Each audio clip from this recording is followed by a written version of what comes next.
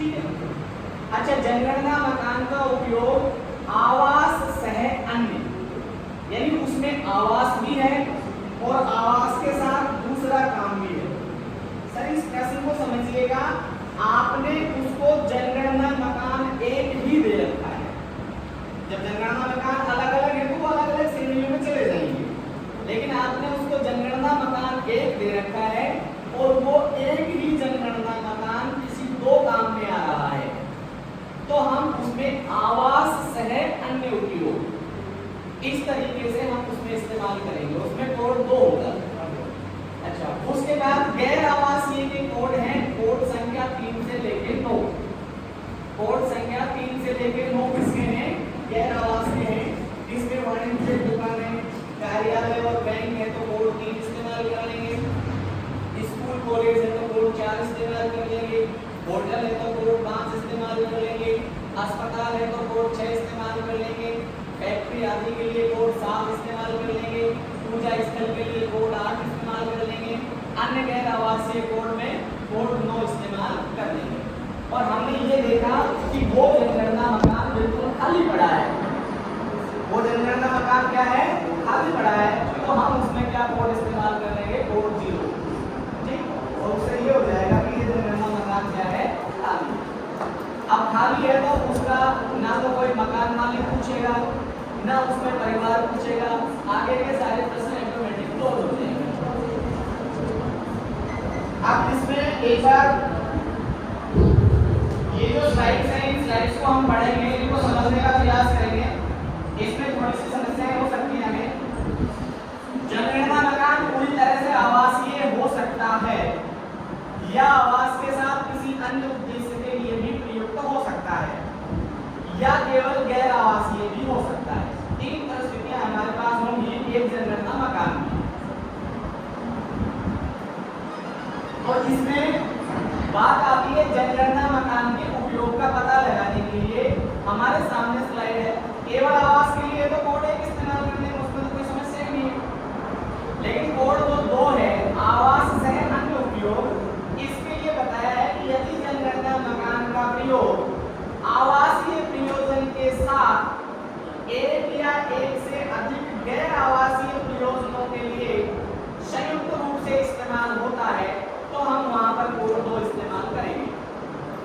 यह स्थिति उन मकानों पर लागू होगी जिनमें केवल एक ही प्रवेश द्वार हो, किंतु उनका उपयोग आवासीय प्रयोजन के साथ एक या एक से अधिक गैर आवासीय प्रयोजनों के लिए संयुक्त रूप से इस्तेमाल हो रहा है। भिन्न भिन्न उपयोग में ली जा रही प्रत्येक इकाई का यदि अलग और स्वतंत्र प्रवेश द्वार हो तो ऐसी प्रत्येक इकाई को एक पृथक जनगणना मकान नहीं मानना है। अब आप इस चित्र को देखिए, ये चित्र आपको समझा देगा। इसमें 2 चित्र आपको नजर आ रहे हैं। ये पहला चित्र है।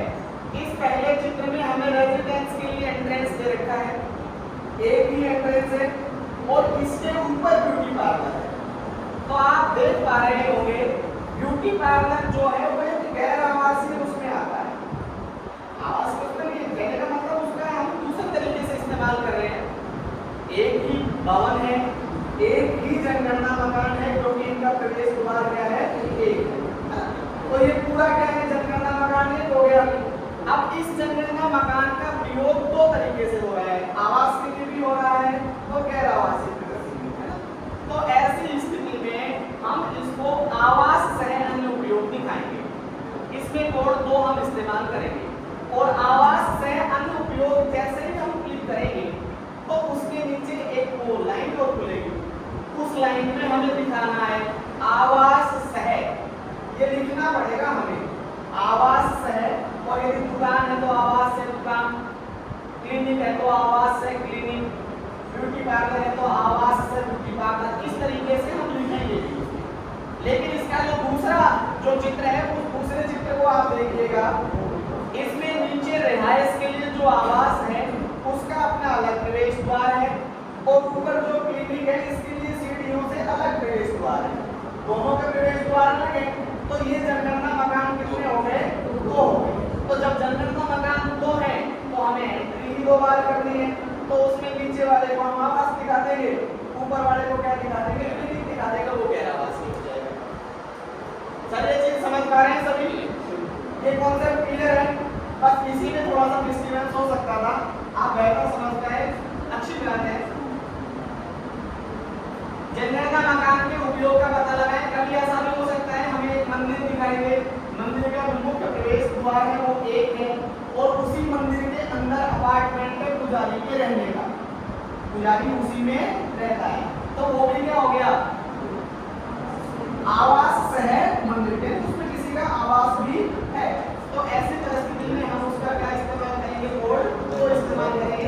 ये लिखने के लिए है, हम जब नीचे लिखेंगे तो कैसे लिखेंगे, आवास है दुकान, आवास है फैक्ट्री, आवास है वर्कशॉप, यदि ऐसा है, आवास है मंदिर, आवास है विद्यालय, आवास है ऑफिस, यदि ऐसी परिस्थितियां हमारे सामने आती हैं तो वो लिखने के लिए प्रकार से इस्तेमाल करेंगे। ये वाली परिस्थितियां आएंगी नहीं, ये वैसे आएंगे नहीं, क्योंकि ऐसी स्थिति होगी तो हम अलग अलग जनगणना मकान देंगे ज्यादातर। एक मिनट देखो, अभी अपने कंफ्यूजन शुरू हो जाएगा कि आवास है हो गया।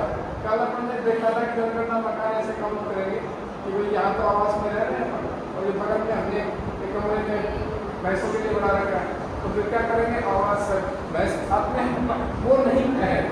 आवास है का तात्पर्य ये स्थिति है कि जब जनगणना मकान एक ही है, उसी के अंदर दोनों काम हो रहे हैं तो शहर है। दुकान की एक दुकान है, उसी में आदमी दुकानदार दिन में दुकान चलाता है और रात को उसी में रहता है, प्रवेश द्वार अलग नहीं है, अर्थात जनगणना मकान अलग नहीं हो सकता है। तो फिर उस स्थिति में हम कहेंगे कि ये जो मकान का प्रयोग आ रहा है जनगणना का, ये आवास है दुकान के रूप में प्रयोग हो रहा है। ध्यान रहे, आवास का कारखाना ऐसे नहीं करना कि बगल में भाई ने अपना काम चला रखा है कमरे में और उसके लिए अलग से है, तो फिर जनगणना मकान ही दो अलग अलग हो जाएंगे। पहला जनगणना मकान अलग हो जाएगा, दूसरा जनगणना मकान अलग हो जाएगा। जनगणना मकान एक की स्थिति में अगर दोनों चीजें पाई जाती हैं तो फिर हमने इन में से चुनना है, और ये बहुत ही कम क्लियर केस में मिलेगा कि भाई एक दुकान है, एक जगह है, वही काम करता है, वहीं रहता है, तो ही इसका प्रयोग करना है आवास है के साथ।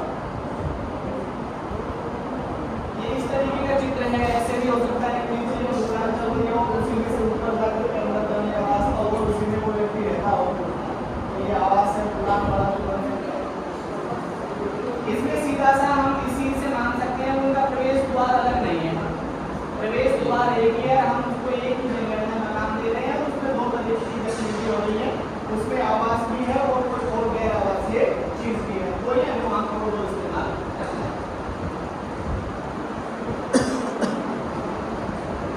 जनगणना मकान के उपयोग का पता लगाएं। इसमें से जनगणना मकान का प्रयोग किस प्रकार से हो रहा हो सकता है, पूर्ण या आंशिक रूप से आवासीय हो सकता है या पूरी तरीके से गैर आवासीय हो सकते हैं। चलो एक मैडम सवाल पूछ रही थी, उनसे ये है वो प्रश्न कि पूर्ण और आंशिक रूप से आवासीय है तो इसमें दो तरीके की स्थितियां हो सकती है, एक तो उसमें परिवार सामान्य हो सकता है, एक परिवार उसमें संस्थागत हो सकता है। तो यदि परिवार सामान्य है, सामान्य परिवार है, तो हमें वहां प्रश्न संख्या 1 से लेकर 34 तक के उत्तर दर्ज करने हैं, और यदि परिवार संस्थागत है तो हमारे प्रश्न 11वें प्रश्न पे जाकर ही खत्म हो जाएंगे, उसके बाद हमें कोई प्रश्न नहीं दिखेगा। इसी प्रकार से पूरी तरीके से गैर आवासीय है तो गैर आवासीय की स्थिति में हमारे प्रश्न 1 से लेकर 7 तक ही खत्म हो जाएंगे। यानी हमने यदि जनगणना मकान के आवास की स्थिति में कोड नंबर 3 से लेकर 9 तक चुना है, या फिर अंदर 0 भी चुन लिया है ना, खाली वाला, तो उसके बाद आगे के जो प्रश्न है वो सारे प्रश्न क्या हो जाएंगे, गैर, हमें उनमें आगे कुछ भी भरना नहीं। अब ये प्रश्न संख्या 8 है, ये जनगणना मकान की स्थिति केवल इन पर लागू है जनगणना मकान जिनका उपयोग आवासीय या आवास है अन्य का उपयोग में लिया जाता है, तो वहां पर 8वां प्रश्न यूज होगा, जिसमें इसकी स्थिति पूछेंगे अच्छी है, रहने योग्य है या जीर्णशीर्ण है। हम उसमें से कोड इस्तेमाल कर लेंगे 1, 2, 3 जो भी होंगे। अगला जो प्रश्न है प्रश्न संख्या 9, इसमें परिवार क्रमांक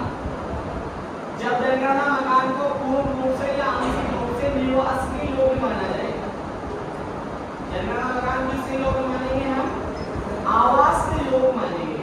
यानी 7वें प्रश्न में यदि हमने विकल्प 1 या विकल्प 2 चुना है, विकल्प 1 का मतलब भी आवासीय है और विकल्प 2 का मतलब आवास से अनुपयोग है, इसका मतलब भी आवास को सुना रहा है।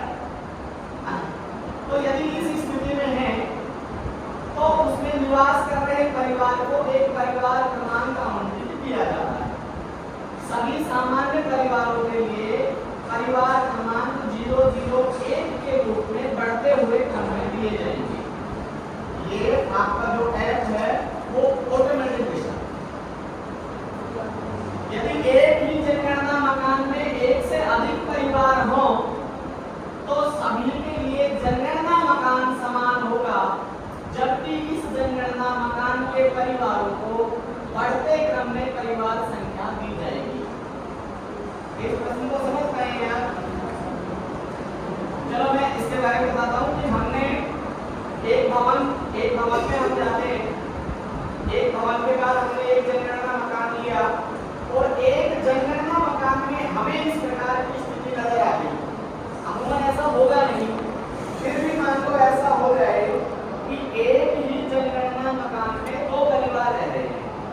कितने परिवार? 2 परिवार। मैंने कल आपको इनके प्रश्नों के जवाब जब हम भरेंगे तो वहां बताया था कि भवन नंबर 1 हम उसमें एंट्री करेंगे, उसके नीचे जनगणना मकान हम नया डालेंगे और जनगणना मकान नया डाल करके उसको एक जनगणना मकान अलॉट हो गया 001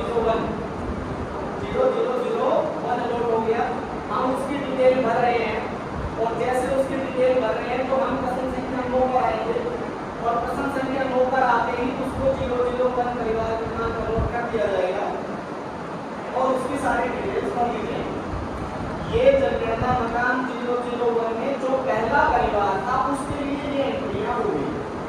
अब हमें पता है कि जनगणना मकान 001 में एक परिवार और है, तो ऐसी परिस्थिति में हम क्या करेंगे? वापस भवन नंबर पर आएंगे, भवन नंबर 1 अलॉट करेंगे, उसको दोबारा से सेलेक्ट करके दोहरा करके, वो हमने कल चर्चा कर ली थी। अब हम जनगणना मकान पर आएंगे तो जनगणना मकान के नीचे भी 2 विकल्प थे, एक को नया ऐड करने का और एक दोहराने का। तो उसमें अब हम 001 जनगणना मकान को दोहराएंगे। जनगणना मकान 001 को क्या करेंगे? दोहराएंगे, क्योंकि उस जनगणना मकान में एक परिवार और बचा हुआ है। जैसे ही हम दोहराने पर क्लिक करेंगे तो पॉपअप में से हमसे पूछेगा कि भाई आप कौन से जनगणना मकान को दोहराना चाहते हैं। तो दोहराने पर क्लिक करते ही पॉपअप में से 001 हो जाएगा, उसे हम सेलेक्ट करेंगे, आगे प्रश्नों पे चलेंगे। उसमें बाकी चीजें तो वही है, फर्श की सामग्री वही है, दीवार की सामग्री वही है, ठीक है। जैसे ही 9वें प्रश्न पर आएंगे तो उसमें परिवार क्रमांक ऑटोमेटिक 002 अलॉट कर देगा। हमें ज्यादा पैनिक होने की आवश्यकता नहीं। ऐसी परिस्थिति हो तो ये मैंने आपको समझा दिया है, हम इस प्रकार से करेंगे और सभी संस्थागत परिवार होंगे। उन संस्थागत परिवारों के लिए जो प्रश्न संख्या 9 का जवाब होगा वो 999 ये कोड है, ये ऑटोमेटिक उसके अंदर आ जाएगा। हाँ सर, आप किसी का कोई प्रश्न? आंगनबाड़ी अपने आप में भवन है और गैर आवासीय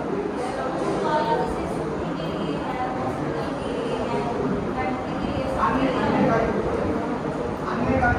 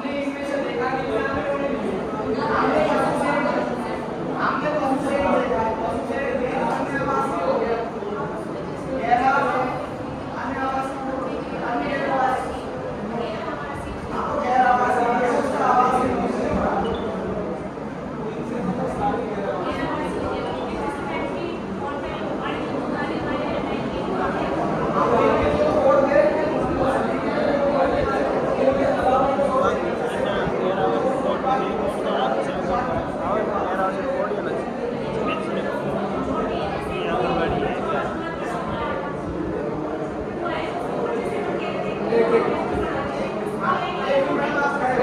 सरकार क्या खड़े होकर बताओ, खड़े होकर एक बार आना है सर एक बात सुनना, आपके साथ भी ये परिस्थिति हो सकती है। मैडम का एक सवाल है, हाँ मैडम बताएं। मुझे ये जो हमने गैर आवासीय उपयोग है ना, ये समझ नहीं आ रहा। इसमें ये किसको नंबर देंगे? जैसे आवासीय सह आवासीय का नहीं दे दिया, अलग से होटल फैक्ट्री जो भी दुकानें उकानें सबको नंबर दे दिया, तो ये नंबर किसको देंगे? ये मेरी समझ से बाहर है। देखो इसको एक बार दोबारा से समझ लेते हैं हम शुरू से। जनगणना मकान के उपयोग से रिलेटेड हमें कोड दिए हुए हैं। अपना जो कोड एक है वो हमें किसके लिए इस्तेमाल करना है? यदि वह जनगणना मकान आवास में उपयोग हो रहा है तो हम कोड एक लेंगे। वही जनगणना मकान आवास के साथ अन्य तरीके से यूज हो रहा है तो हम वहां पर कोड 2 इस्तेमाल करेंगे। अब कोड संख्या 3 से जो 9 है, कोड संख्या 3 से 9 ये कोड बनाए हैं किसके लिए? गैर आवासीय के लिए। गैर आवासीय में क्या क्या चीजें हो सकती हैं? जिनमें आवास नहीं होता, यानी जिनमें रहा नहीं जाता, उनके अलावा बाकी जो भी चीजें हैं वो सारी चीजें गैर आवासीय हैं। स्कूल है, कॉलेज है, आंगनबाड़ी है, जो भी चीजें हैं जैसे दुकान है, तो इनमें क्या है कि 3 से 9 को उन्होंने डिवाइड किया है बाद में, और इन 3 से 9 को डिवाइड करते हुए 3 नंबर कोड तो बना दिया जिसके लिए जो कॉमर्शियल दुकानें हैं, कार्यालय हैं या बैंक है, ऐसी स्ट्रक्चर हमें दिख जाए और वो एक जनगणना मकान है तो वहाँ कोड 3 इस्तेमाल करते हैं। कॉलेज या स्कूल है तो कोड 4 इस्तेमाल करते हैं। होटल है तो कोड 5 इस्तेमाल करते हैं। अस्पताल है तो कोड 6 इस्तेमाल करते हैं। फैक्ट्री है तो कोड 7 इस्तेमाल करते हैं।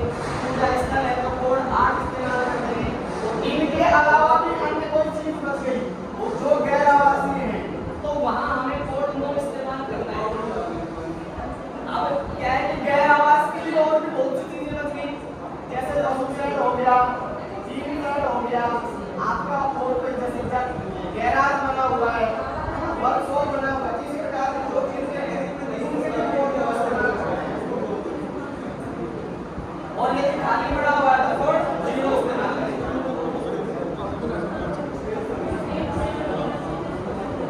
संतरा जी कंफ्यूजन अभी दूर नहीं हुआ लगता है, आप गलत सवाल कर रहे हैं।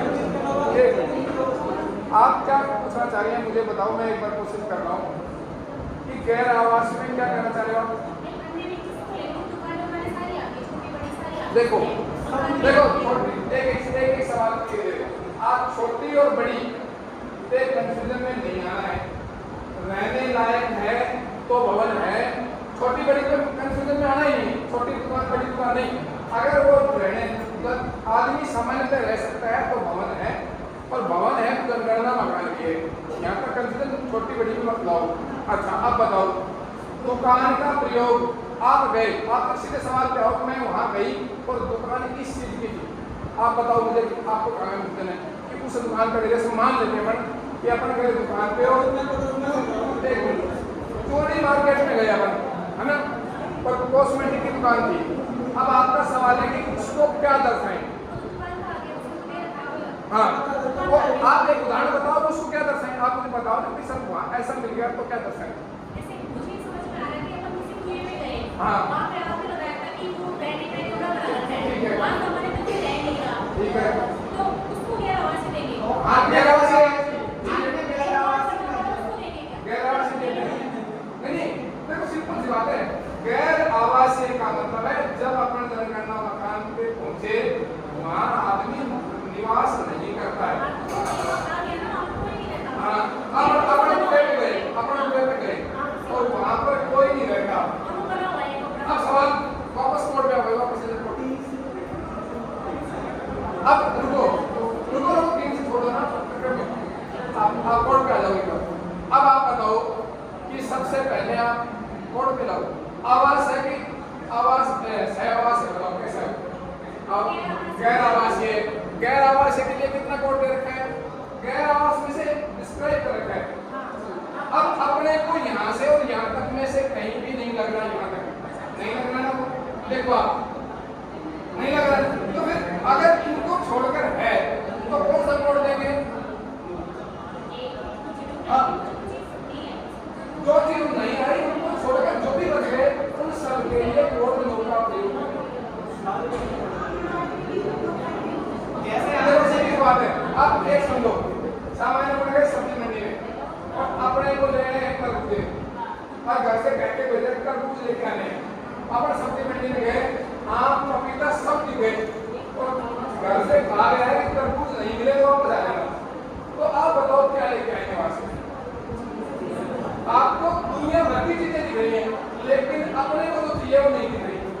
अपने पास में दुकान के लिए कोड है, स्कूल के लिए कोड है, हॉस्पिटल के लिए कोड है, फैक्ट्री के लिए कोड है, पूजा स्थल के लिए कोड है, बस उसके बाद कोई कोड अपने पास उपलब्ध नहीं है। तो आप बताओ कौन सा कोड है?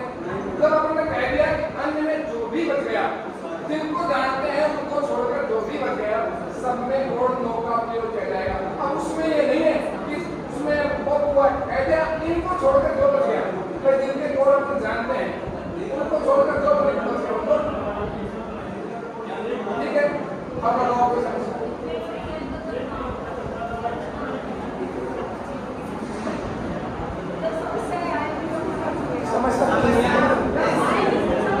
आप बताओ, आप बताओ, आप बताओ, हाँ आपकी समस्या देखो।